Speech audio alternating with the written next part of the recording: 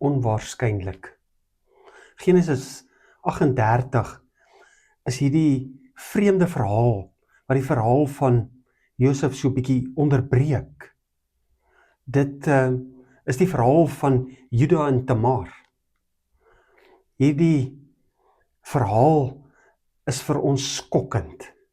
Dit praat van prostitusie, misleiding, verleiding. Dit praat van dood van die wat God nie behaag nie. Dit is 'n geweldige, moeilike gedeelte om selfs eers net te lees.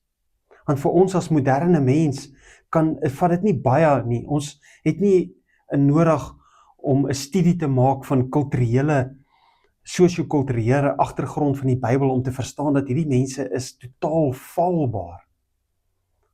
Dis vir ons gruwelik wat hier gebeur in hierdie gedeelte.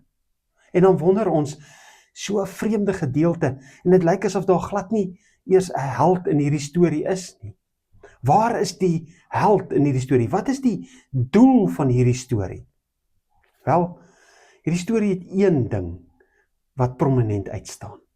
Dat mense is sondaars. En mense wat nie in verhouding met God is nie. En selfs mense wat sê dat hulle God aanbid, is faalbaar. En uiteindelik kom dit tot niks nie. Maar as ons vandag terugkyk na hierdie verhaal, as ons dit vandag vanuit ons perspektief uitlees, dan is daar 'n held. Want die held moet kom om ons te red uit hierdie sonde. En dan weet ons, Peres, die seun van Juda en Tamar, is in die bloedlyn of in die geslagsregister van die redder, van Jesus Christus. En hierdie Jesus Christus moes kom om hierdie sonde, wat in hierdie storie so prominent uitgelig word, hierdie sonde tot niet te maak, om die straf vir hierdie sonde op hom te neem.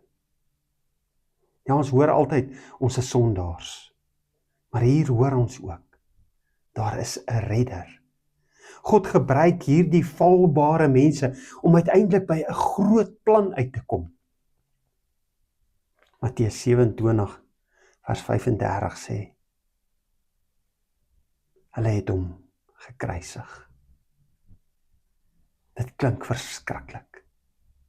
En tog is dit waar ons blydskap lê. Hulle het hom gekruisig.